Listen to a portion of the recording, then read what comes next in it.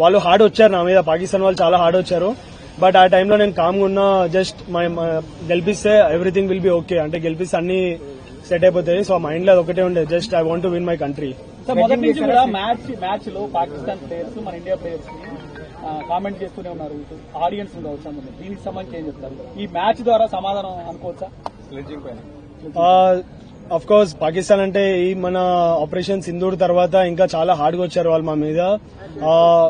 మేము ఆడేది game, it's just a sport. So ఆ టైంలో ఎమోషన్స్ తీసుకుని ఆడితే స్పోర్ట్ ఆడలేము. సో ఆ టైంలో నేను కామ్గా ఉండి ఐఎమ్ సో పేషెన్స్ చాలా అన్నారు, చాలా విధంగా చాలా చెప్పారు. బట్ కెమెరా ముందు అవన్నీ నేను ఇప్పుడు చెప్పలేను. బట్ ఆ టైంలో నేను కామ్గా ఉండి రిజర్వ్ ఉండి ఐ నో ఓన్లీ బ్యాట్ తోనే మనం గెలిపిస్తే ఎవ్రీథింగ్ విల్ బి అంతా ఇంకా కామ్గా అయిపోతారు వాళ్ళు.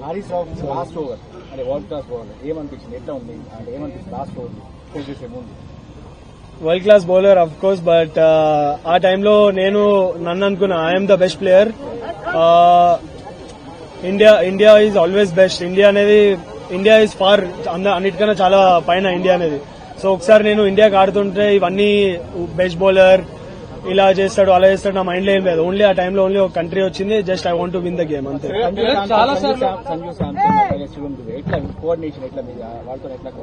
వాళ్ళ మధ్య మంచి పార్ట్నర్షిప్ వచ్చింది. ఆ టైంలో నేను చెప్పా ఏమైనా ప్రెషర్ ఉంటే నేను అబ్జర్వ్ చేసుకుంటాను.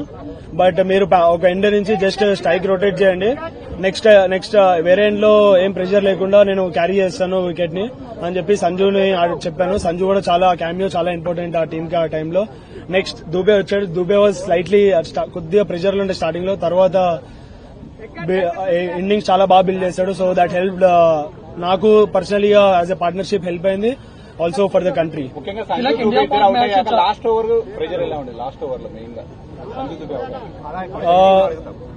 సారీ, లాస్ట్ ఓవర్ లో మెయిన్ గా ప్రెజర్ ఎలా ఉంటుంది? సంజు దుబే అవడానికి లాస్ట్ ఓవర్ చాలా ఇంపార్టెంట్. నేను ఆల్రెడీ దుబే చెప్తా ఉన్నాను. సో ఒక ఎండ్ నువ్వు ఆడుతా ఉండు, వేరే ఎండ్ నుంచి నేను కవర్ చేస్తానని చెప్పి దుబే కన్నా. బట్ దుబే అవుట్ అయ్యాడు. బట్ నేను స్టార్టింగ్ నుంచి కాన్ఫిడెంట్ ఉండే I will finish the game అని. So yeah, by God grace I have done it. Like India Pak match ఇదేం కొత్త కాదు, చాలా సార్లు మనం వైరల్ ఉన్నప్పుడు చూసాం. కానీ ఈసారి చాలా సైన్స్ చూసాం, లైట్ పడిపోయినట్టు కానీ మిజైల్స్ వచ్చినట్టు కానీ ఈవెన్ దానికి అపోజిట్ రియాక్షన్స్ కూడా మన టీమ్ ఇండియన్ ప్లేయర్స్ నుంచి చూసాం. సో ఇదంతా ఇట్లా ఉండే, అంటే ఇదేమన్నా మీకు ప్రెజర్ క్రియేట్ చేసిందా, లేకపోతే ఆట గేమ్ ఏమైనా డిస్టర్బ్ చేసిందా? ముందు వాళ్ళే స్టార్ట్ చేశారు పాకిస్తాన్ నుంచి. స్టార్ట్ అదే ఇండియా పాకిస్తాన్ మ్యాచ్ లో ఓకే, బట్ ఆపరేషన్ సింధూర్ తర్వాత కొద్దిగా హార్డ్ గా వచ్చారు వాళ్ళు మా మీద. బట్ మేము ఆడేది చెప్పాను కదా మళ్ళీ స్పోర్ట్. సో స్పోర్ట్ ని ఎమోషన్స్ తో కనెక్ట్ చేసి ఆడితే అవ్వదు. సో జస్ట్ నేను స్పోర్ట్ ని ఏ విధంగా ఆడాలో ఆ విధంగా స్పోర్ట్ లో ఆడి we have replied in a good way to them.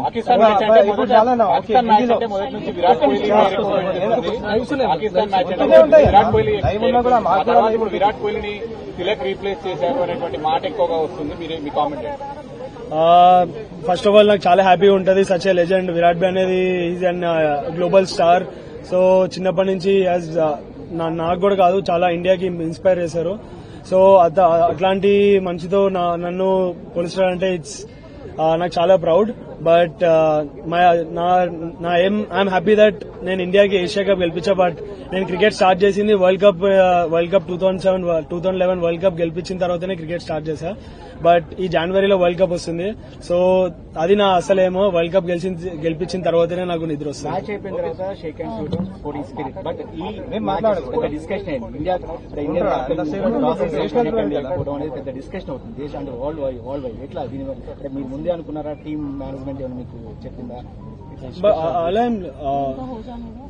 అలా ఏం లేదు. సో ఆ మూమెంట్ లో అలా అయింది. సో జస్ట్ ఫ్లోలో వెళ్ళాము. అదేమి మాకు ఇలా చేయాలి అని ఏం లేదు. బట్ మనకి ముందు తెలిసింది కదా, ముందు వార్ అయినప్పుడు తెలిసింది. So just we want to give respect for our country, అంతే. ఇంకా దాని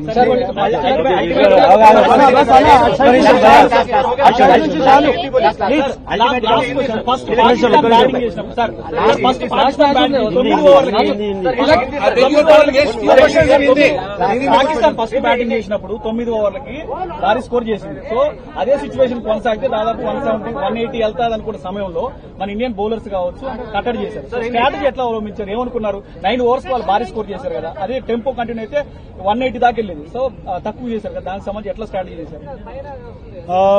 అందరికీ తెలిసిందే India one of the best bowling attacks. So టైంలో అవుతుంది, వాళ్ళు స్ట్రాటజీ ప్లానింగ్ అన్ని చేసే వస్తారు. సో ఫస్ట్ 2 games ఓడిపోయారు. సో థర్డ్ గేమ్ అంటే వీ నో దట్ వాళ్ళు చాలా హార్డ్గా వస్తారు మా మీదని మేము ఎక్స్పెక్ట్ చేసాం.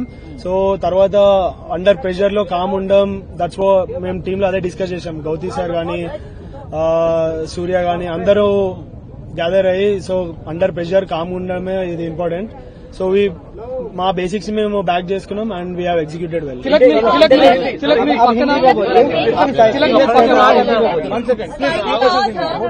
सूर्य कुमार ने बात कही कि वो हमारे कॉम्पिटिटर ही नहीं है, टॉप 2 के प्लेयर टीम जो है कम्पीट कर रही थी. लेकिन मैच जब हो रहा था तब आपको लग रहा था कि 2-0 से आगे है, अब 3-0 बनाना कितना ज्यादा दबाव भारत पे रहा पाकिस्तान से ज्यादा? जैसे सूर्य भाई ने बोला है कि कुछ कंपटीशन नहीं है, मैं भी उस बात में एग्री करता हूँ.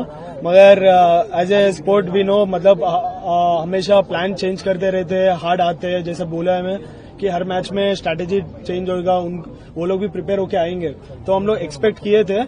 और जैसा वो लोग सेकेंड इनिंग्स में कम स्कोर में वो लोग पेस ऑफ करके, विकेट भी इतना आसान नहीं था बैटिंग के लिए, तो जैसा वो लोग कम बैक करके आए हैं और वहां से हम लोग पार्टनरशिप बिल्ड करके जीता है. तो वही है इंडिया की खासियत. प्रेशर कैसा था आपके ऊपर? आखिरी ओवर तक आप टिके रहे, मैच जिताया आपने, 3 विकेट गिरने के बाद आप आए थे. बताइए आपका एक्सपीरियंस कैसा है, क्या प्रेशर था आपके ऊपर? प्रेशर तो ऑफकोर्स नर्व्स तो बहुत रहते हैं बॉडी में, बहुत कुछ चल रहा था दिमाग में. तो मैं इसी एक चीज पहले भी बताया, अभी भी वही बताता हूँ, देश हमेशा आगे है और अपना इंडिया सबसे बहुत ऊपर है. तो मेरा माइंड में और दिल में वही लग रहा था कि जो भी करूंगा, मैं कुछ भी करूंगा, पूरा देश के लिए पूरा जान दे दूंगा. तो वही दिमाग में चल रहा था. तो उस समय मेरे को क्या क्या जरूरत है, अगर मैं प्रेशर में आ गया तो देश को नीचे करूंगा, खुद को नहीं, देश को. और इतना 140 करोड़ लोग, सब लोगों को मैं नीचे कर रहा हूँ. तो वो सबको मैं लेकर जाने के लिए मेरे खुद को उस समय काम रहना, जो बेसिक्स बचपन से मैंने सीखा हूँ, मेरा जो कोचेस है बचपन से मेरे को ये आदत की है, तो मैं वो सब चीज काम रह के दिमाग में सोचा और एग्जीक्यूट